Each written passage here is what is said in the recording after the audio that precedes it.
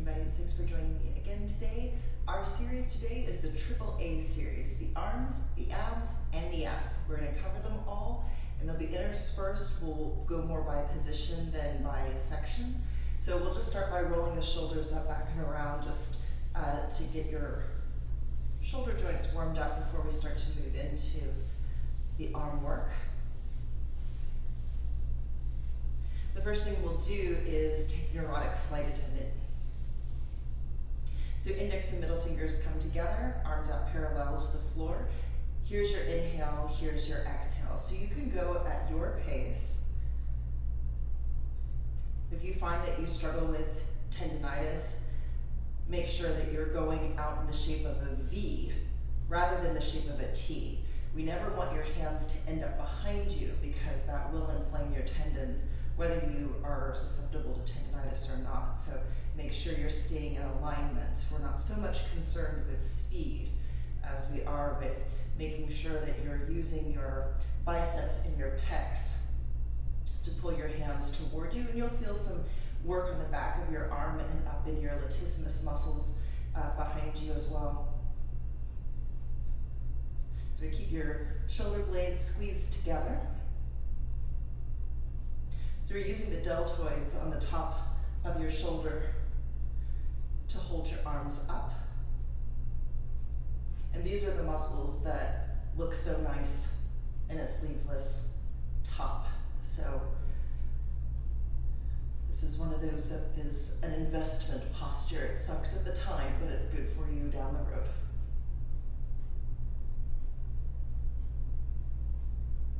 And from here, let's take the Satnam. So still index and middle fingers together, but here we're pointing at the floor, and here we're pointing above the head. So it's not semaphore. You're not bringing a plane in for a landing. You're not making this motion. You're keeping your elbows straight, and you're using your shoulders to move the whole of your arm.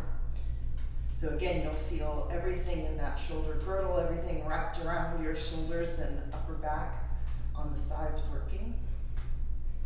And a lot of people will feel this in their traps first.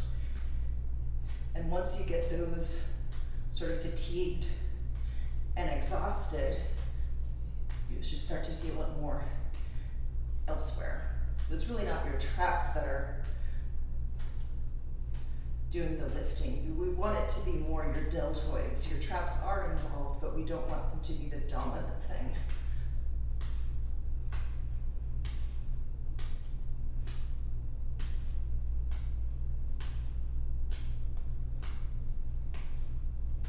From here, let's come into lion's breath. So your arms are out like goalposts with the palms facing each other. You're gonna cross your wrists out above your forehead. You don't want your hands over the crown of your head because that won't feel good. So then you'll come back out to parallel and release. So we don't want you to come down here. We want you to stop at parallel, and here we're never going to straighten the elbow. So we're still moving from the shoulder, but you're gonna feel much more of the support coming in from your upper back with this one. And as always, you can sit however you're comfortable sitting. You don't have to be cross-legged.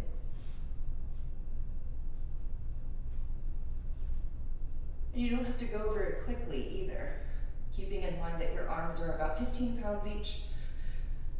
So they'll get heavy after a while, whether you are going fast or slow. So just go at a pace that feels comfortable for you. A pace where you can keep your alignment.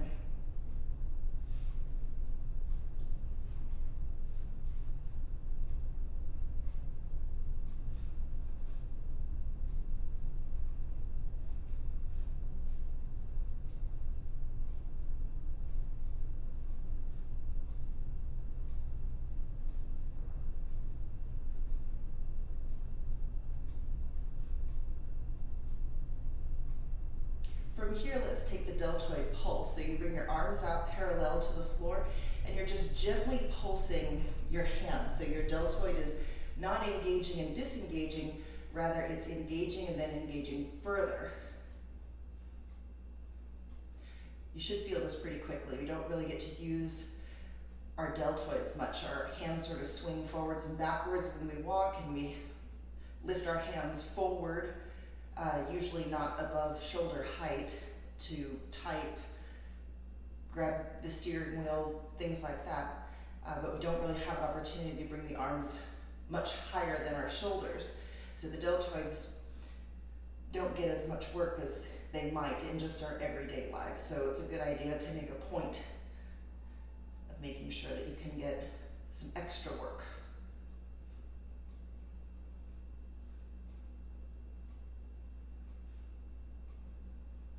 And again, you might feel this more in the trapezius than you do in the deltoid at first.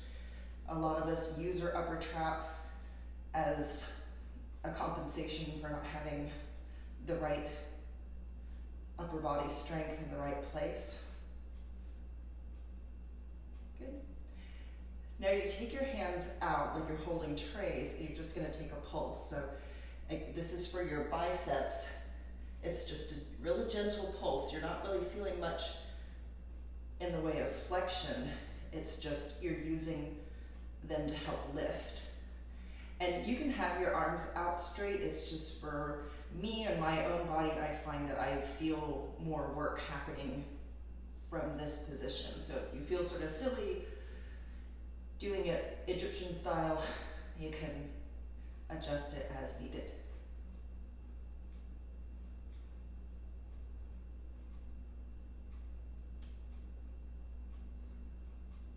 Now let's take your arms out in the shape of a T with your thumbs pointing at the ceiling, and you're going to rotate through your full range of motion. Now if you have any kind of rotator cuff inflammation or injuries, ailments, things like that, you might want to skip this one and just hold instead of taking the rotation.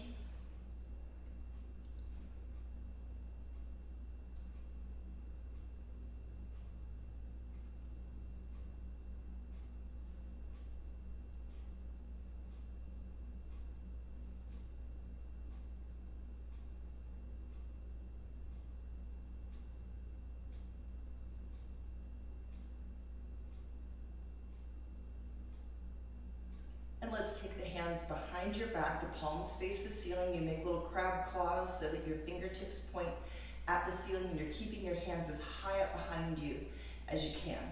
Kids, it's important that you keep your chin parallel to the floor. A lot of us will drop the chin to the chest, and what that means is your upper traps would be doing the work instead of your triceps. So we're using all three heads of the triceps in this movement.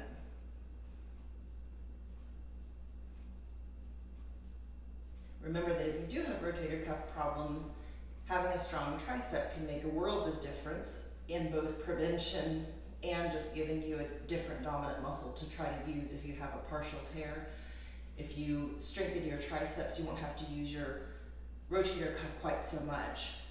So many of us are fairly weak in the triceps because our hands are rarely behind us to do things. So we use triceps for things like chopping wood, throwing things. So if you were like throwing a rope over a roof to build a house back in olden times, then you would have used your triceps quite a bit. But in modern times, we don't have a lot of those full body movements, those kind of rowing movements like you would use if you were paddling a canoe or you were in a kayak or going down rapids, something like that. So again, you'll have to make the effort to address these muscles because it doesn't tend to happen in your daily life as a matter of course.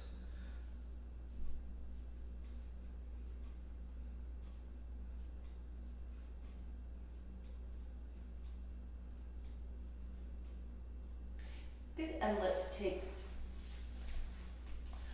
the boat pose. So we want you to be up on your sitting bones, not back on your sacrum. So the key here is to make sure you're sort of pretending there's a string at the center of your chest that's lifting you up toward the ceiling, and that way you won't roll backwards. So I'll give you the Papa Bear first. Your arms are coming up overhead, your toes are pointed on the floor, and then you'll come out into boat pose and bring your arms parallel to the floor. Now, if you need to, you can just do one tap with a foot instead. If you feel like your low back wouldn't appreciate a full boat.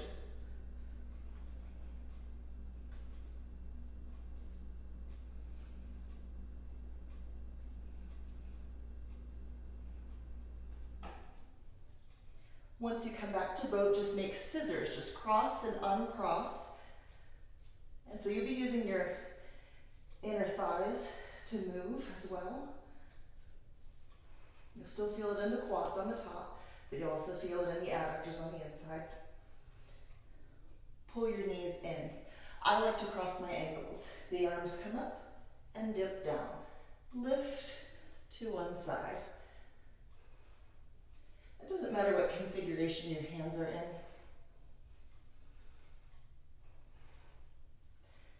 Bring it back. Take this rowing motion. So both shoulders point front, then both shoulders point to the side. Now half boat ups. You come halfway down, bring it back in.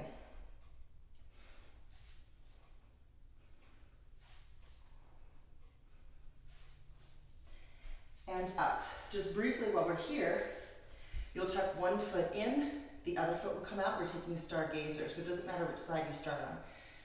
The hand that is associated with the foot that's tucked in will come behind, and you press your hips up and forward and bring this down. So you're lifting with your oblique to press and get that stretch through the hip.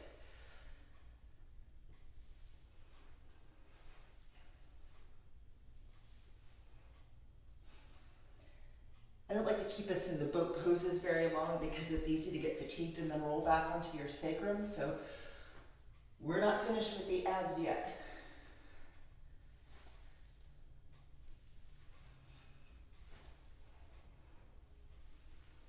Let's come onto your back, holding 100s. So if you need to, you can take your hands under your hips with the palms facing the floor. Baby bear, you point your right toes straight out in front of you as low to the ground as you can get without actually touching. Mama bear, you take the left toes up as well. So you want to be at 90 degrees. Your knees as straight as you can. Your feet can be pointed or flexed, but they need to be active or they need to be engaged. They should not be neutral because they'll pull on your lower back. So you're pulling straight down with your belly button like you're trying to touch the floor underneath you with your belly button. You'll feel those really low, really deep abdominal muscles. These are the core muscles that help to hold your internal organs in place. So they're really deep, right on top of your organs, muscles, your organs and bones. These muscles are not the superficial ones that you can see all the time. And these lower ones tend to hide under body fat, and we'll change sides. Keep pulling down with the belly button, keep your knees as straight as you can, feet pointed or flexed, doesn't matter which.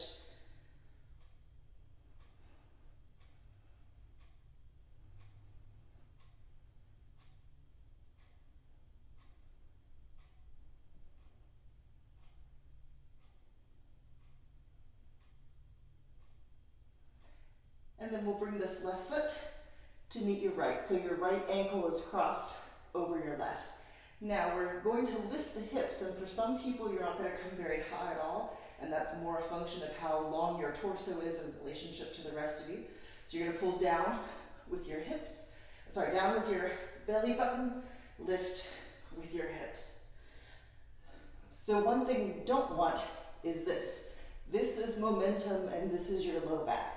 We want you going straight up.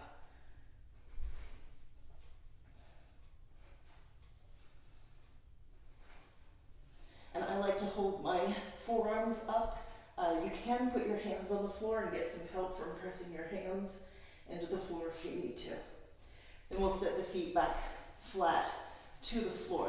Now, if you have any kind of wrist, shoulder, or neck difficulty, you will want to take breathing bridges. You'll squeeze your cheeks, press your hips up and forward, and roll it back down. So the tailbone is the first thing to leave the floor, and it's the last thing to come back to the floor. If that works and you want more, you could come up into Tibetan table. So you can bring your feet flat to the floor, knees pointed at the ceiling, the palms are on the floor with your fingertips pointing at your hips.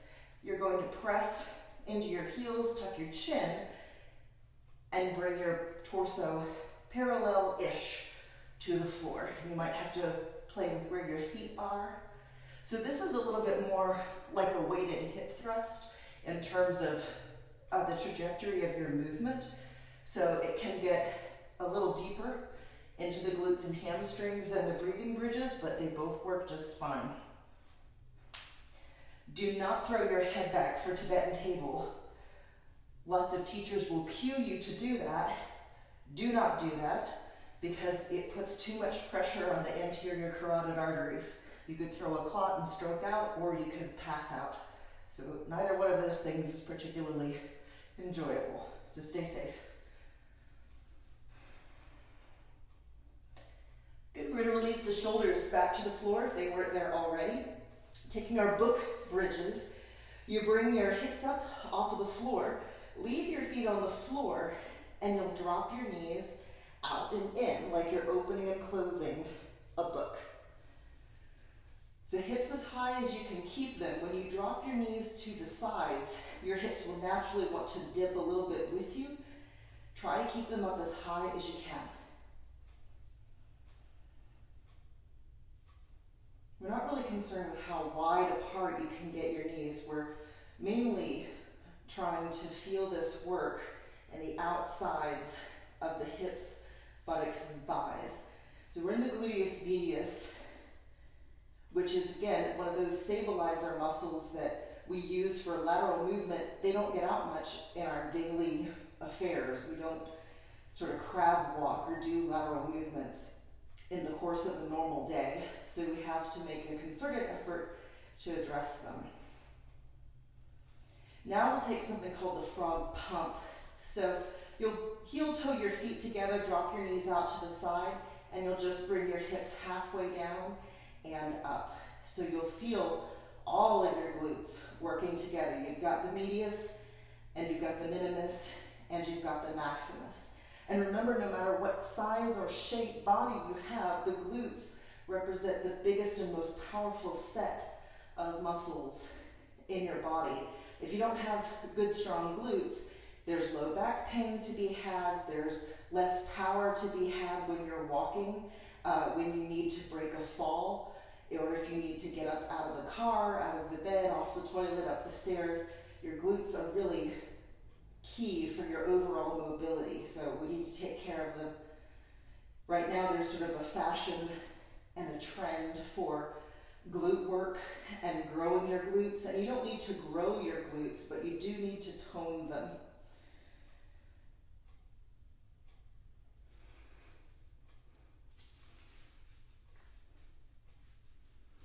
Good, and release. We'll now interlace the fingers above your head. You'll bring your feet back apart, and we're taking these clamshell curls. So like we did with the holding 100s, you'll pull straight down with your belly button.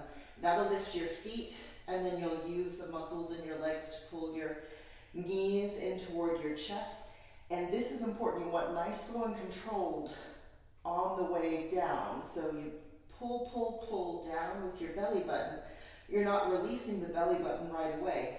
You're gently releasing that valve.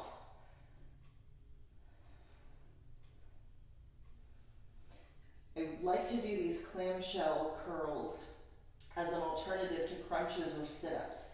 You'll find that it's much nicer on your neck and your shoulders and in your low back. But it's the same work, and it's the same intensity of muscle contraction as you would get from doing a sit-up or a crunch.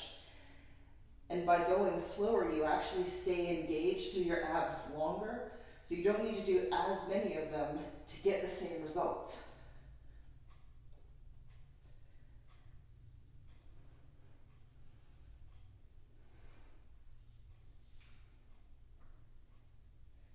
Good, and release. Let's come on to your right side. So I'm comfortable being up on my elbow. You might need to have your shoulder down on your ear. We're just gonna stack your top foot, your left foot on top of your right, and you'll probably need to bring your feet forward a little bit. You won't go very far, or it can be bothersome to the sacrum if you have your feet straight out, so you wanna bring your feet forward. We're gonna pull in with your belly, lift your feet.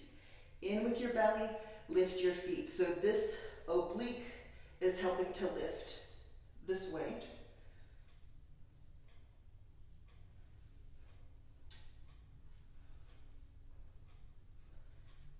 So I call these mermaids. I think they're called something different in the Pilates tradition.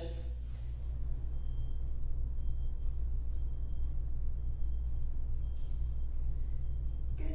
Now we'll tuck the knees in and take the left arm up overhead. So again, we're using the oblique to lift the hip and bring it down. Lift the hip and bring it down. So if you have your ear to your shoulder on the floor, you're just not going to go quite as high, and that's perfectly fine. We're going to do all one side and then switch.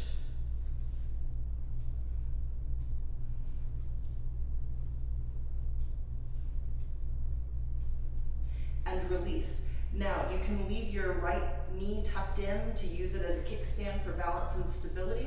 You can also take it out straight if you want to challenge yourself. We'll next take your left leg out parallel to the floor. Foot is in line with your hip. If your foot goes below your hip, that's going to pull on your sacrum. So it's got to be at hip height or above. It can be above hip height. It can be at hip height. It cannot be below hip height. And then you flex your foot so that your toes point forward. You're just going to take a pulse, hip height and above. So again, you're feeling that gluteus medius, and you're also getting in through the abductors on the outsides of your thighs. And remember, these are those stabilizer muscles for lateral movement. Catch your fall if you're falling to the side. So if you have knee problems, a lot of us are pretty strong in the quads and in the hamstrings, so the front and back of the knee might be fine. But if you don't have good abductors and adductors on the outsides and insides of your thighs, then the sides of your knees are really vulnerable. So, you know, especially if you're doing a lot of footwork, MMA style fighting, or if you were doing something like soccer that requires a lot of footwork, you'll want to make sure that you've got good adductors and abductors, because your knee will go in a lot of different directions. Now we're just taking a circle in the air. It doesn't matter if you're going clockwise or counterclockwise, because we're going to go opposite in just a moment. And reverse. Hip height and above. Keep in mind that your leg's about 35 pounds on average. Some people more, some people less.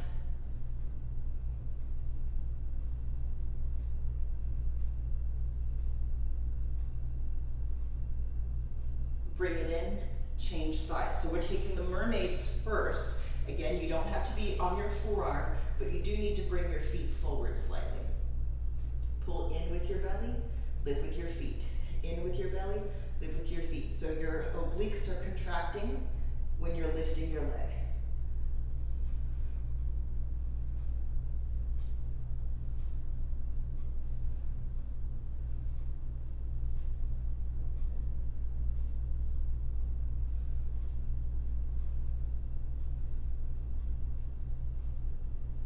Now let's set the feet down, tuck your knees in, the right arm up overhead. And you press up, lift with your oblique, and set it down. So I like to sort of hold my hand neutral. A lot of people will clench their fist, or they'll push their hand into the floor. You can do that, it's nothing wrong with it, but what that tends to mean is that you're using your arm to help you more than maybe you need to, and focus instead on the obliques. Bringing it down, extend hip height or above, and flex your foot so that your toes point exactly forward. You don't want your toes pointing up, you want them pointing forward. And that little pulse, hip height and above, but never hip height or below. So you get this engagement all through here.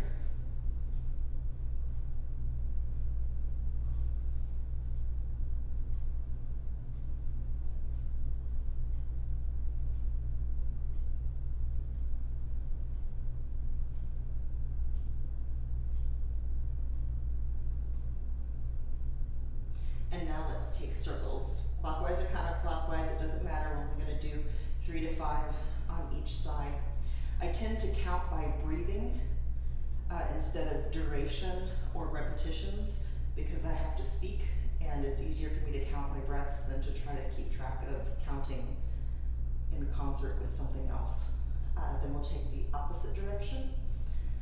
And my class is going to attest to this. Sometimes we'll be in one song and we're on one side, and the other side we do much shorter than the other. And it's, you know, if the song is in 3/4 time and then the next song is in 4/4 time, then it sort of throws me off a little bit. So I've just learned to count my breath.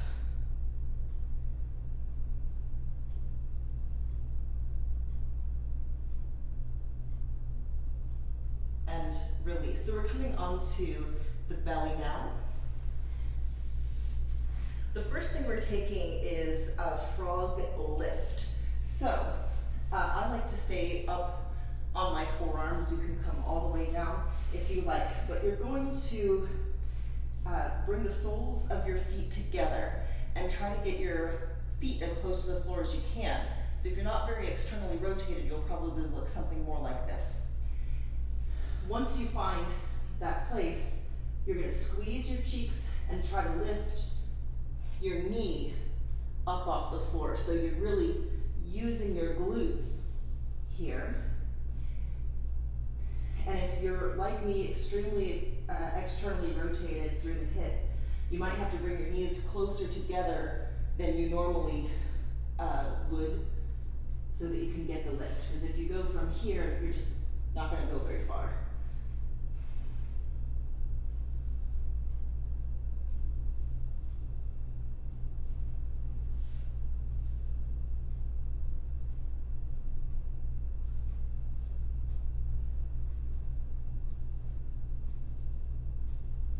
Now you'll extend the legs out behind you. You'll find this front part of your iliac crest, that's the part of the hip bone that is on the floor here. We'll leave it on the floor. It wants to kind of come up with you and twist you slightly. That will mean your low back is doing the work. So it doesn't matter which side you start on. You're going to leave that hip bone on the floor. Keep your knee as straight as you can, and then lift your foot as high as you can. So it's not meant for it to go very high, but it is meant for you to leave the hip on the floor, and then you'll feel that your glutes are helping to lift the weight of your leg.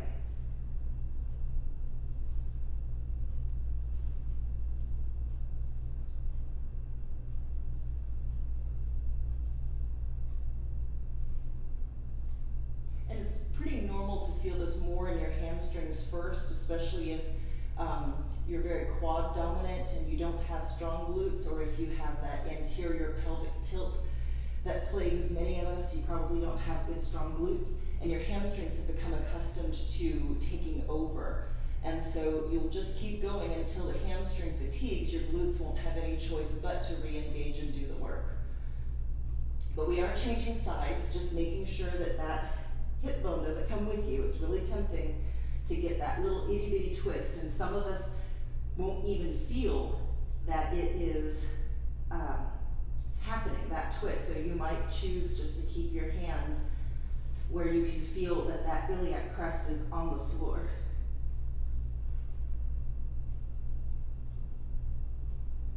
And it's also real common too, kids, for one side to be more engaged, active, stronger than the other. So for example, on my left side, where I had an injury 2 years ago and was sidelined for a few months, that side I feel more my hamstring working. It takes a while to get the glute to come online.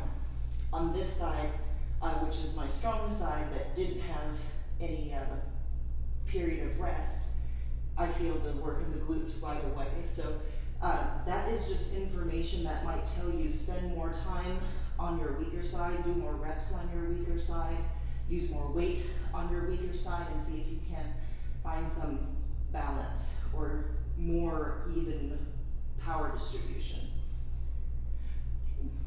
From here, let's take swimming Superman. So the arms come out, your palms face each other.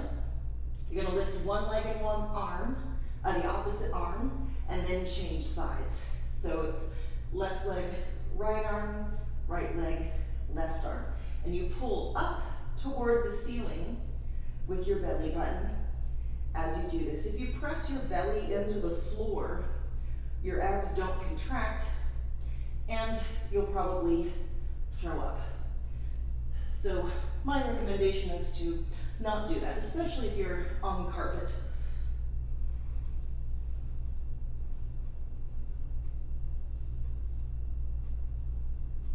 From here, let's take genie taps. So you still have your shoulders off of the floor. If you can, get your chest and some ribs off of the floor. And then you're gonna dip one elbow, the other elbow. So again, no pressing the belly into the floor. You're pulling up toward the ceiling with your belly button.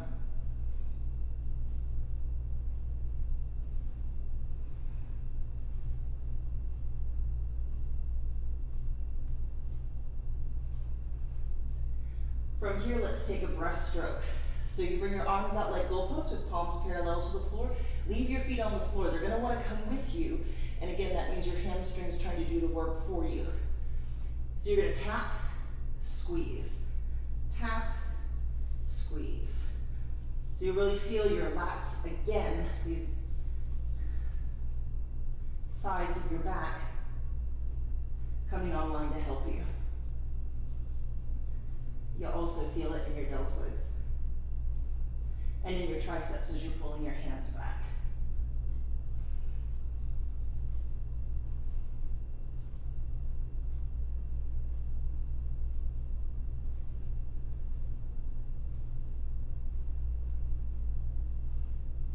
And bring this down. For a baby bear, just bring your heels into your hips and drop your feet from side to side. If you can do more, reach around, grab the front of your foot. I don't know why I can do one side, not the other today. So, if you need to, grab hold of your pant leg. And then you can also step your feet up toward the ceiling and go into a full bow.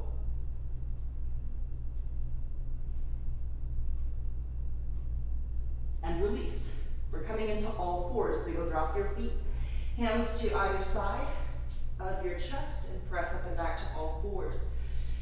As a baby bear, your cat and cow, dropping your belly, arching your spine as much as you can. If that works, you want more, down dog to all fours, just bending and straightening your knees. And if you want more, Papa Bear, down dog to up dog. Make sure that you're pulling up and back with your belly button. It shouldn't be your arms or the heels of your hands that get tired first. It should be your belly.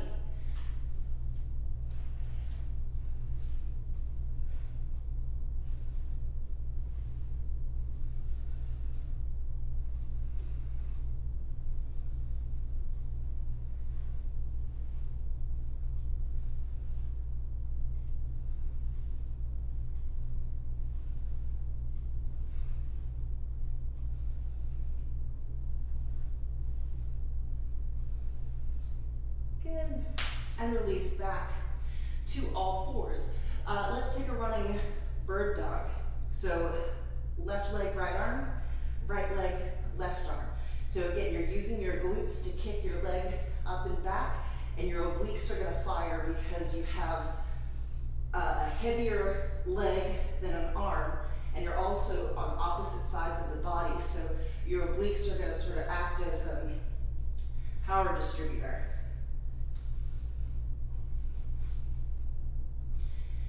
Make sure that if you are going quickly, that your hands aren't walking out ahead of you. You want to keep your wrist, your fist, or your elbow under the shoulder, not out ahead of yourself.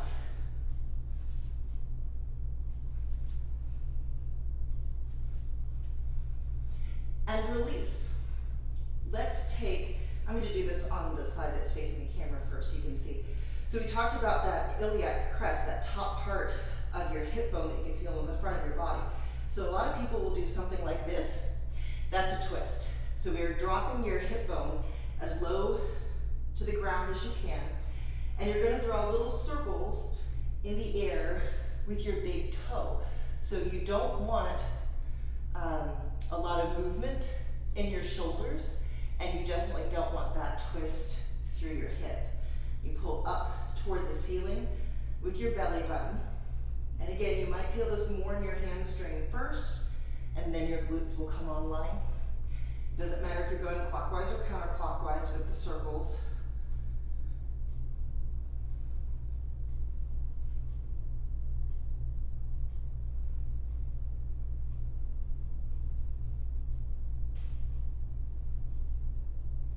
And bring that in and change sides. So again, you might like to use a mirror to make sure your shoulders and hips are level, or just make sure that you're dropping that hip bone as low to the floor as you can.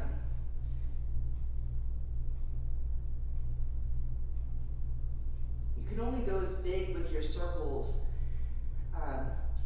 as you can go without twisting. So most people aren't going to make very big circles behind them.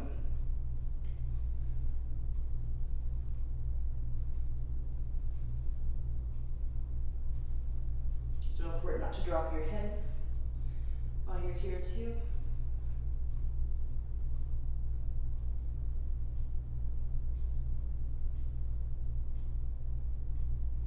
And let's bring that side in. Let's take the donkey pulse. So again, don't twist through your hip. You're going to flex your foot and just pulse or pump your heel toward the ceiling, like you're trying to tap your heel on the ceiling.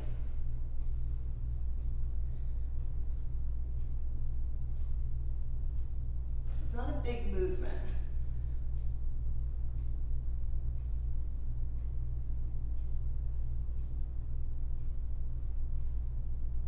And let's change sides. So again, even shoulders, even hips. And this is one of those things where our proprioception sort of plays tricks on us. So sometimes we'll be twisting and not even really realize that we don't have the body sensation that there's a twist. So it can be helpful to have someone check on you, or if you have mirrors, check with your mirrors. Make sure that you're using your glutes, not your back.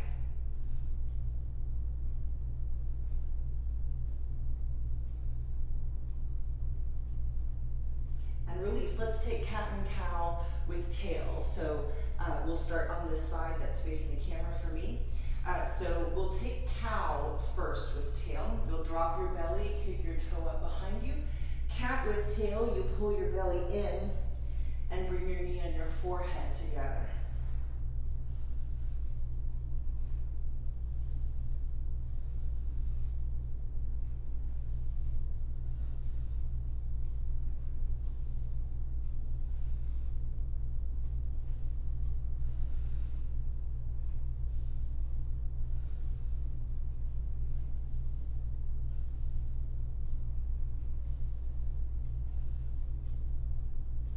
We'll set this side down, take it on the other side, starting with your cow, then bring it to cat.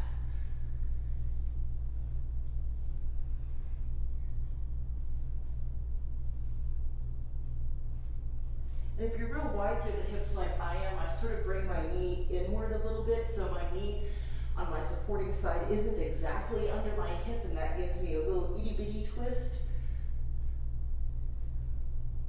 But I find that it's too unstable and it hurts my back in a different way. So you might try that same technique too. Instead of having your knee right under your hip, you might pull it toward the center line of your mat a little bit. And release. We're taking the hydrant hinge, and there's nothing ladylike about this. So if you're wearing a skirt, beware.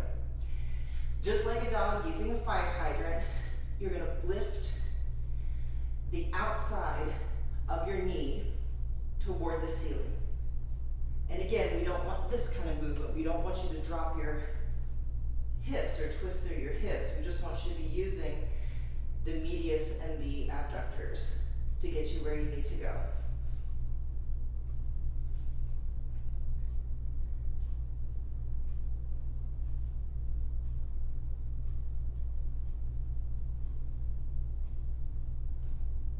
And change sides. We've done a lot of work in with the medius today, the glute medius today. And again, that's just because they don't get out much in your daily life. You use your glutes every day in all parts of your glutes, but these medius muscles are kind of a specialized area. And a lot of people are really weak here. And so we're just making sure that we have everything nicely balanced.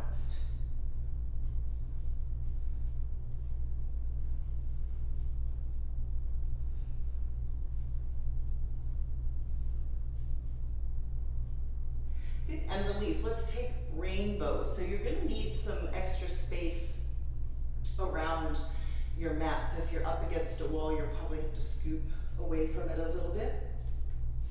You'll start with the side that you're working on at kind of the center line of your mat. You want your foot out to the side, not behind you and to the side. You want it way out to the side. We're going to bring this foot up and around, and it's going to touch on the lower side, on the lower part of the other side. So you pull up with your belly, tap with your toe.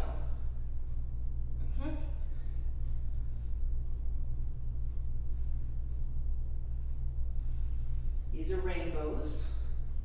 So again, you're getting that lift, initial lift from the medius, and then your minimus and maximus will come online to carry it to the other side.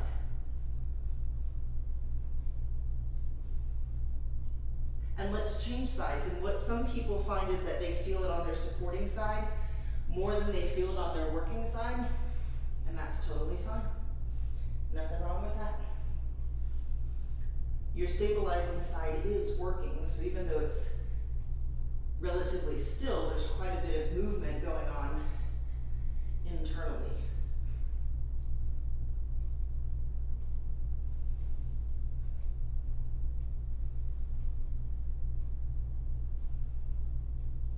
And bring this in. So let's again come on to your right forearm. And you'll come into a side plank, dip and up, dip and up. So you're pressing your hips up and down.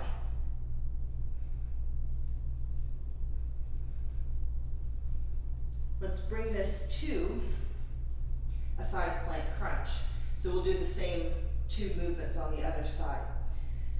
So we're going to take a supported side plank, your right hand and right knee on the floor, your left foot on the floor, your left arm up overhead. You're going to engage and crunch your knee and your elbow together.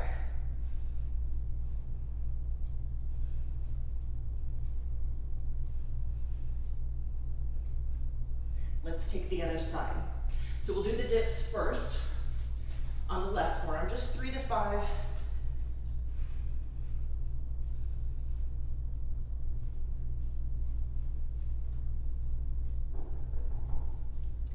And we'll bring it down.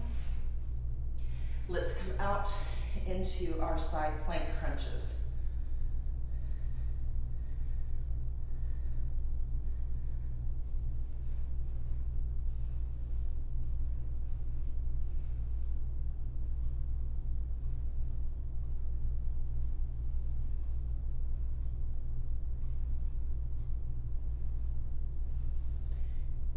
And release. I'm going to turn back around so I can see my notes. Let's bring this out into a plank or modified plank. Now you're just going to drop your hips up and down like a washing machine agitator.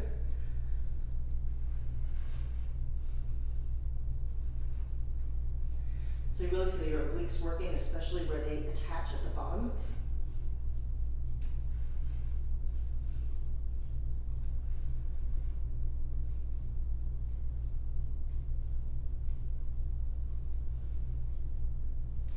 And then release.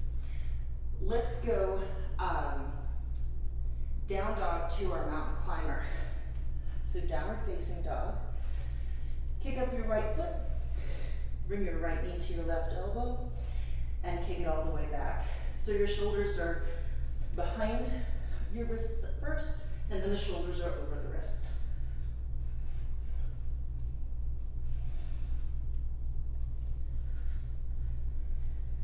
And then we'll change sides.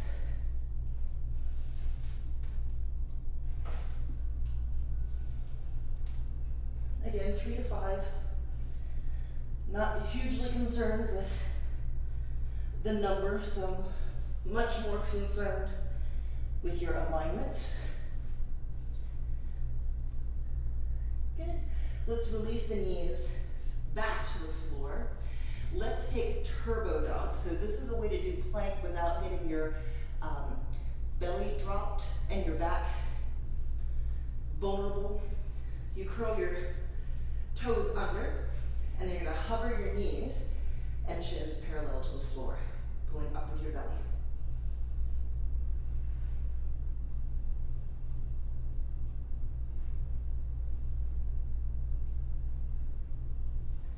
Release. We're taking the monkey dance, so we're using turbo dog, but we're gonna have some movement with it, so it's not quite so awful and doesn't feel so bad on your wrists.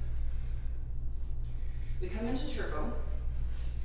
You're gonna pivot on your left foot, kick your right foot through, and bring your left hand to your elbow. So you're really pivoting on the balls of your feet, and you're kicking one foot underneath, and then one knee, your supporting knee is bent, and the other leg is out straight. And bring it down. Let's take our plank jacks. Let's just do the legs since our focus is arms, abs, and abs. You come into your plank, and then both feet come out and in. Now we want to keep your hips fairly level. I see a lot of people doing something like this. That is not what we want.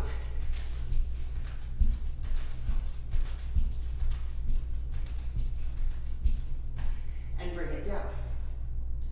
Let's just do some up, up, down, down, so that'll give us a little bit of more arms and abs, and then we'll conclude. Bring it into a full or a partial. Right forearm, left forearm, right palm, left palm. Left forearm, right forearm, left palm, right palm. Right forearm, left forearm, right palm. Left palm, left forearm, right forearm, left palm, right palm. One more round. Right, left, right, left, left, right, left, right. And let's press all the way back into child's pose, hips to heels, arms extended. Pull your tailbone toward the floor. Get as much stretch and length in the tailbone as you can.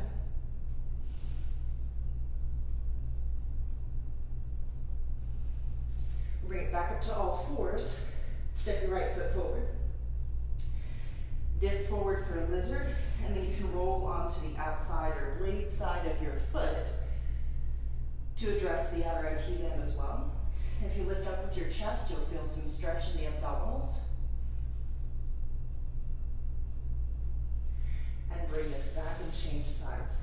So a lot of people will see some definition in the arms and legs pretty quickly. Seeing definition in your abs is a function of if they can show through adipose fat. So there's a saying in the fitness industry that abs are made in the kitchen. It's heavy weights, cardio, and leanness. Everyone has a six-pack, everyone has abs. It's just whether you can see them or not depends on what you eat and how much tissue is in front of those abdominal muscles. So I present myself as an exhibit A. Sometimes the champagne covers up the abs, but I think it's worth it. So I hope this was helpful to you, your arms, and your ass. Hope to see you next time. Thanks.